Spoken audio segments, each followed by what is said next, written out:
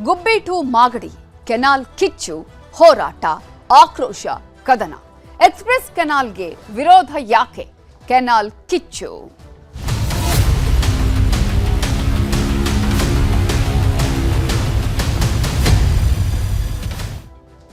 ತುಮಕೂರಿನ ಸುಂಕಾಪುರದಲ್ಲಿ link canal ಕಿಚ್ಚು ಬಹಳ ಜೋರಾಗಿ ಹಬ್ಬಿದೆ. ಈಗಾಗಲೇ ಲಿಂಕ್ ಕೆನಾಲ್ ಕಿಚ್ಚು ಎಕ್ಸ್‌ಪ್ರೆಸ್ ಕೆನಾಲ್ನಲ್ಲಿ ನೀರು ಹರಿಸಲು ಭಾರಿ ವಿರೋಧ ವ್ಯಕ್ತವಾಗಿದೆ. ಇವತ್ತಿನ ದಿನ ಪ್ರತಿಭಟನೆ ಯಾವ ರೀತಿಯ ಸ್ವರೂಪವನ್ನು ಪಡೆದುಕೊಂಡಿತ್ತು ಅಂತ ಹೇಳಿದ್ರೆ ಜನರ ಆಕ್ರೋಶದ ಕಟ್ಟೆಯೇ ಒಡೆದು ಹೋಗಿತ್ತು.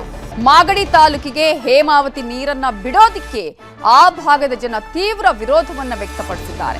ರೈತರ ಹೋರಾಟಕ್ಕೆ ನೀರಾವರಿ ಅಧಿಕಾರಿಗಳೇ ಬೆಚ್ಚಿ ಬಿದ್ದಿದ್ದಾರೆ. ಕೆನಾಲ್ ನಿರ್ಮಾಣದ ಕಾಮಗಾರಿಯನ್ನ ಇದೀಗ ತಾತ್ಕಾಲಿಕವಾಗಿ ಸ್ಥಗಿತಗೊಳಿಸಿದ್ದಾರೆ. ಅಲ್ಲಿದ್ದಂತಹ ಸಲಕರಣೆಗಳನ್ನೇ ಕೆನಾಲ್ಗೆ ಬಿಸಾಕಿದ್ದಾರೆ. ಆ ಜನರು ಕೋಪಗೊಂಡು ಆಕ್ರೋಶಗೊಂಡು ಪ್ರತಿಭಟನೆಯ ಯಾವ ರೀತಿಯ ಸ್ವರೂಪ ಇತ್ತು ನೀವು ನೋಡಿ. ಕಾಮಗಾರಿಯ ವಿಚಾರದಲ್ಲಿ ಇದೀಗ ರಾಜಕೀಯ ಸಂಘರ್ಷವೂ ಕೂಡ ಶುರುವಾಗಿದೆ. ನಾವಿದ್ದಂತಹ ಸಂದರ್ಭದಲ್ಲಿ ಅಲ್ಲ, ಈ ಸಂದರ್ಭದಲ್ಲಿ ಅನ್ನುವಂತಹ ವಿಚಾರಗಳು ಕೂಡ ಆರಂಭ ಆಗಿದೆ. ಅಲ್ಲಿಗೆ ನೀರು ಹರಿಸಬಾರ್ದು ಅನ್ನುವಂಥದ್ದು ಒಂದು ಕಡೆ, ಆದ್ರೆ ನೀರು ಯಾಕೆ ಹರಿಸಬಾರ್ದು ಅನ್ನುವಂತಹ ಪ್ರಶ್ನೆ ಕೂಡ ಈಗಾಗಲೇ ಆರಂಭ ಆಗಿದೆ. ಆದ್ರೆ ರೈತರು ಮಾತ್ರ ಹೋರಾಟವನ್ನ ಮುಂದುವರೆಸಿದ್ದಾರೆ. ರೈತರ ಹೋರಾಟಕ್ಕೆ ಅಧಿಕಾರಿಗಳು ಬೆಚ್ಚಿ ಬಿದ್ದಿದ್ದಾರೆ.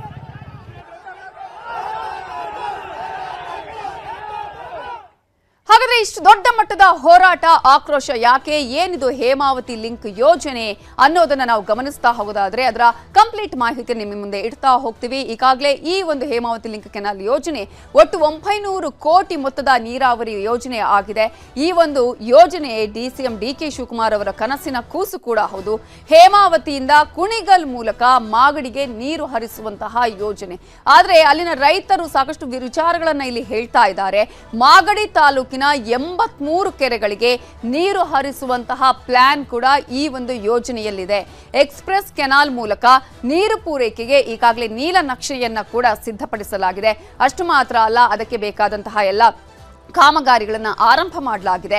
ಹಾಸನ, ಮಂಡ್ಯ, ತುಮಕೂರು, ರಾಮನಗರ ಜಿಲ್ಲೆಗೆ ಇದರಿಂದ ಅನುಕೂಲ ಆಗತ್ತೆ ಅನ್ನುವಂತಹ ಒಂದು ಕಲ್ಪನೆ ಕೂಡ ಇದೆ. 4 ಜಿಲ್ಲೆಗಳ 14 ತಾಲೂಕುಗಳಿಗೆ 25.31 TMC ನೀರು ನಿಗದಿಯಾಗಿದೆ. ಈ ಒಂದು ಹೇಮಾವತಿ ಅಥವಾ ಗೊರೂರು ಜಲಾಶಯದ ಮೂಲಕ ನೀರನ್ನ ಹರಿಸುವಂತಹ ಯೋಜನೆ ಇದಾಗಿದೆ. ಆದರೆ ಈಗಾಗಲೇ 80% ನಾಲಾ ಕಾಮಗಾರಿ ಪೂರ್ಣಗೊಂಡಿದೆ.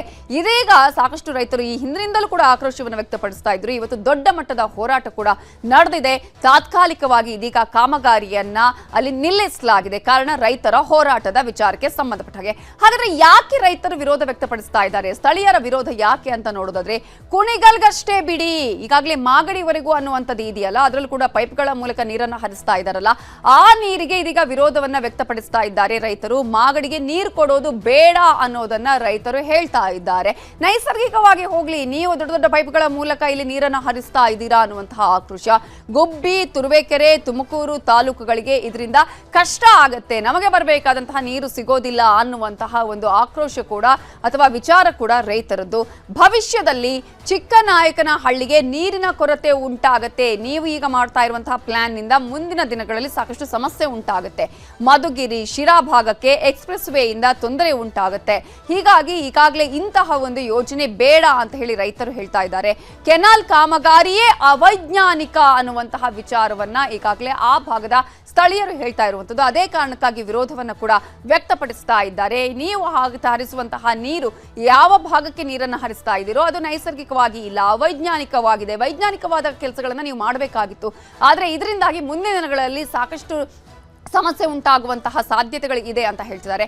ಜೊತೆಗೆ ಉಪನಾಲೆ ನಿರ್ಮಾಣ ಅಂತ ಹೇಳಿ ಪೈಪ್ ಲೈನ್ ಅನ್ನ ಅಳವಡಿಕೆ ಮಾಡಿದ್ದೀರಿ. ನಾನು ಆಗ್ಲೇ ಹೇಳ್ತಾ ಇದ್ದೆ, ಅಂದ್ರೆ ಇವರು ಮಾಗಡಿಗೆ ನೀರು ಹರಿಸ್ತಾ ಇರುವ ವಿಚಾರ ಇದೆಯಲ್ಲ, ಅದು ಪೈಪ್ ಲೈನ್ ಮೂಲಕ ನೀರನ್ನ ಹರಿಸ್ತಾ ಇದ್ದಾರೆ. ಆದ್ರೆ ನೀವು ಹೇಳಿದ್ದೇ ಒಂದು, ಮಾಡ್ತಾ ಇರೋದೇ ಒಂದು. ಯಾಕೆ ಆ ರೀತಿಯಾಗಿ ಪೈಪ್ ಲೈನ್ ಮೂಲಕ ನೀರನ್ನು ಕೊಡ್ತಾ ಇದ್ದೀರಿ ಅನ್ನುವಂತಹ ಪ್ರಶ್ನೆಯನ್ನ ಮಾಡ್ತಿದ್ದಾರೆ. ತಾಂತ್ರಿಕ ಸಮಿತಿ ವರದಿ ಬಹಿರಂಗಪಡಿಸಲು ಈಗಾಗಲೇ ರೈತರು ಪಟ್ಟನ್ನ ಕೂಡ ಹಿಡಿತಾ ಇದ್ದಾರೆ. ಈಗಾಗಲೇ ಟೆಕ್ನಿಕಲ್ ಟೀಮ್ ಒಂದು ಸಲಹೆಗಳನ್ನ ಕೊಟ್ಟಿದೆಯಲ್ಲ, ಅವ್ರು ಏನ್ ಹೇಳಿದ್ದಾರೆ ಸಲಹೆ ಅದನ್ನ ನಮ್ಮ ಮುಂದೆ ಬಹಿರಂಗಪಡಿಸಿ ಯಾಕೆ ಕದ್ದು ಮುಚ್ಚಿ ಮಾಡ್ತಾ ಇದ್ದೀರಾ ಅನ್ನುವಂತಹ ಪ್ರಶ್ನೆಯನ್ನ ಈಗಾಗಲೇ ರೈತರು ಕೇಳ್ತಾ ಇದ್ದಾರೆ. ಇದರ ದೊಡ್ಡ ಮಟ್ಟದ ರಾಜಕೀಯ ಕೂಡ ಈಗಾಗಲೇ ಆಗ್ತಾ ಇದೆ. ಆರೋಪ ಪ್ರತ್ಯಾರೋಪಗಳು ನಡೀತಾ ಇರೋದನ್ನು ಕೂಡ ನಾವು ಗಮನಿಸ್ತಾ ಇದ್ದೀವಿ. ತುಮಕೂರು ಭಾಗದ ಶಾಸಕರಿಂದ ಭಾರಿ ವಿರೋಧ ವ್ಯಕ್ತ ಆಗ್ತಾ ಇದೆ. ಅದರಲ್ಲೂ ಕೂಡ ಈಗಾಗಲೇ ಸಚಿವರು ಕೂಡ ಈ ವಿಚಾರಕ್ಕೆ ಸಂಬಂಧಪಟ್ಟ ಹಾಗೆ ಮಾತನಾಡೋದಕ್ಕೂ ಆಗೋದಿಲ್ಲ, ಮಾತನಾಡದೆ ಇರೋದಕ್ಕೂ ಆಗೋದಿಲ್ಲ ಅನ್ನುವಂತಹ ಪರಿಸ್ಥಿತಿ ಆ ಭಾಗದ ಸಚಿವರಿಗೂ ಕೂಡ ಈಗ ಉಂಟಾಗಿದೆ. ಕಾಂಗ್ರೆಸ್ ಶಾಸಕರಿಂದಲೂ ಕೂಡ ವಿರೋಧ ವ್ಯಕ್ತ ಆಗಿದೆ. ಆದ್ರೆ ವಿರೋಧ ಮಾಡೋದಕ್ಕೆ ಸಾಧ್ಯ ಇಲ್ಲ ಅನ್ನುವಂತಹ ಪರಿಸ್ಥಿತಿ. ಮಾತನಾಡಲು ಆ ಭಾಗದ ಶಾಸಕರು, ಕಾಂಗ್ರೆಸ್ನ ಶಾಸಕರು ಹಿಂದೇಟು ಹಾಕ್ತಾ ಇದ್ದಾರೆ. ಮಾತನಾಡಿದ್ರೆ ಇದೀಗ ಇನ್ನೊಂದು ರೀತಿಯ ವಿರೋಧವನ್ನ ನಾವು ಪಡ್ಕೊಳ್ಬೇಕಾಗತ್ತೆ, ವಿರೋಧವನ್ನ ಕಟ್ಕೊಳ್ಬೇಕಾಗತ್ತೆ ಅನ್ನುವಂತಹ ಪರಿಸ್ಥಿತಿ ಈಗ ಉಳುಕೋ ಅಲ್ಲ, ನುಂಗೋದಿಕ್ಕೂ ಆಗೋದಿಲ್ಲ ಅನ್ನುವಂತಹ ಪರಿಸ್ಥಿತಿ. ಸಚಿವರಾಗಿರುವ ಡಾಕ್ಟರ್ ಜಿ ಪರಮೇಶ್ವರ್ ಆಗಿರ್ಬೋದು, KN ರಾಜಣ್ಣ ಆಗಿರ್ಬೋದು, ಈ ಬಗ್ಗೆ ತೀವ್ರವಾದ ಅಸಮಾಧಾನವನ್ನ ಈಗಾಗಲೇ ವ್ಯಕ್ತಪಡಿಸಿದ್ದಾರೆ. ಈ ಒಂದು ಹೋರಾಟದ ವಿಚಾರದ ಸಂದರ್ಭದಲ್ಲೂ ನಾವು ನಿಮ್ಮ ಜೊತೆ ಇದ್ದೇವೆ ಅಂತ ಹೇಳಿ ರೈತರಿಗೆ ಭರವಸೆಯನ್ನ ಕೊಟ್ಟಿದ್ದಾರೆ.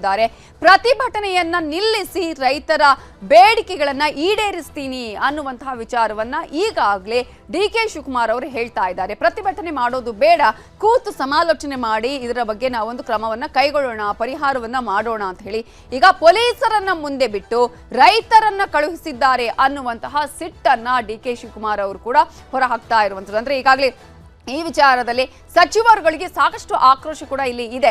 ಕಾರಣ ಈಗಾಗಲೇ ಬೇಡ ಅಂತ ಹೇಳಿದ್ವಿ ಅಂತ ಹೇಳಿ. ಆದ್ರೆ ಇಂತಹ ಸಂದರ್ಭದಲ್ಲಿ ಇದೀಗ ರೈತರು ಸಾಕಷ್ಟು ಆಕ್ರೋಶವನ್ನು ಕೂಡ ವ್ಯಕ್ತಪಡಿಸ್ತಾ ಇರೋದನ್ನ ನಾವು ಗಮನಿಸ್ತಾ ಇದ್ದೀವಿ. ಹಾಗಾದ್ರೆ ಇದೀಗ ತಾತ್ಕಾಲಿಕವಾಗಿ ಕಾಮಗಾರಿಯನ್ನ ಸ್ಥಗಿತಗೊಳಿಸಲಾಗಿದೆ. ರೈತರ ಆಕ್ರೋಶಕ್ಕೆ ಮಣಿತಾರಾ ಅಥವಾ ರೈತರನ್ನ ಸಮಾಧಾನ ಮಾಡುವಂತಹ ವಿಚಾರಕ್ಕೆ ಕೈ ಹಾಕ್ತಾರಾ ಅನ್ನೋದು ಒಂದು ಕಡೆಯಾದ್ರೆ, ಕೆನಾಲ್ ವಿಚಾರವಾಗಿ CM, DCM ಹಾಗೆಯೇ ಗೃಹ ಸಚಿವರಾಗಿರುವ ಡಾಕ್ಟರ್ ಜಿ ಪರಮೇಶ್ವರ್ ಮಾತನಾಡಿದ್ದಾರೆ.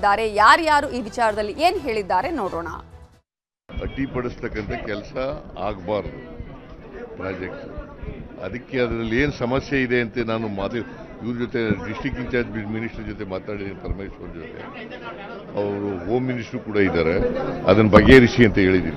ಆ ಕೆಲಸ ಪ್ರಾರಂಭ ಮಾಡೋದಕ್ಕೆ ಈಗಾಗಲೇ 3 ತಿಂಗಳಿಂದ ಪ್ರಯತ್ನ ಮಾಡಿದಾಗ ಬಿಜೆಪಿಯವರು ಅದನ್ನ ನಿಲ್ಲಿಸಬೇಕು, ಮಾಡಿಕೊಡುದು ಅವೈಜ್ಞಾನಿಕ ಅಂತ ಹೇಳಿದ್ರು. ಈಗ ಅವರು ತಡೆಯೋದಕ್ಕೆ ಬಂದಿದ್ದಾರೆ. ಅದಕ್ಕಾಗಿ ಒಂದಿಷ್ಟು ಗಲಾಟೆಗಳು ಮತ್ತೊಂದು ಎಲ್ಲ ಆಗಿದೆ. ಅದನ್ನ ಕರೆದು ನಾವು ಅವರಿಗೆ ಮಾತಾಡಿ ಸರಿಪಡಿಸ್ತೀವಿ, ಅದನ್ನು ಮುಂದುವರಿಸ್ತೀವಿ. ಅವ್ರಿಗೂ ಮಾನಸಿಕವಾಗಿ ಎಲ್ಲಾ ಶಾಸಕರು ಗೊತ್ತಿದೆ. ಕೃಷ್ಣಪ್ಪನವರು ಮಾತಾಡಿದ್ದಾರೆ, ಸುರೇಶ್ ಗೌಡರು ಮಾತಾಡಿದ್ದಾರೆ, ಅವರು ಹೇಳಿದ್ದಾರೆ ನಮ್ಗೆ ಅರಿವಿದೆ ಅಂತ ಹೇಳಿದ್ದಾರೆ. ಪಾಪ ಏನೋ ಅವ್ರು ಹೋರಾಟ ಮಾಡ್ತಾರೆ, ಹೋರಾಟ ಮಾಡೋದು ನಾನು ತಪ್ಪು ಅಂತ ಹೇಳಲ್ಲ. ಎಲ್ಲ ನಮ್ಮ ಜನನೇ, ಅಲ್ಲಿರೋ ರೈತರು ನಮ್ಮವರೇ. ನಾವು ಎಲ್ಲ ಹಿತವನ್ನ.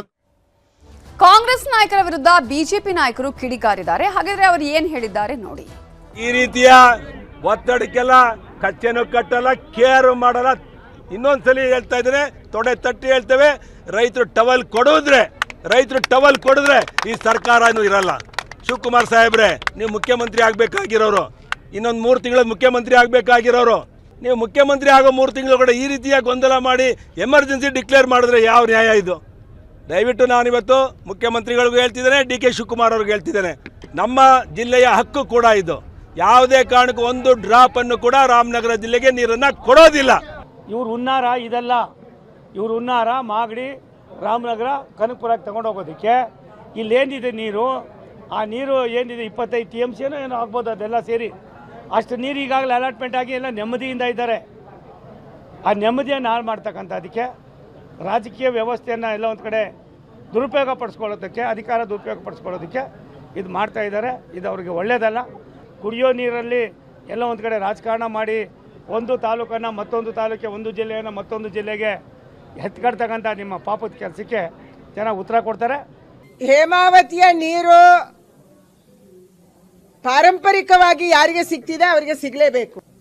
ನೀವು ಹೇಮಾವತಿ ನೀರಿಗೆ ಕಿತ್ತಾಡುವಂತೆ ಮಾಡ್ತಾ ಇದ್ದೀರಿ.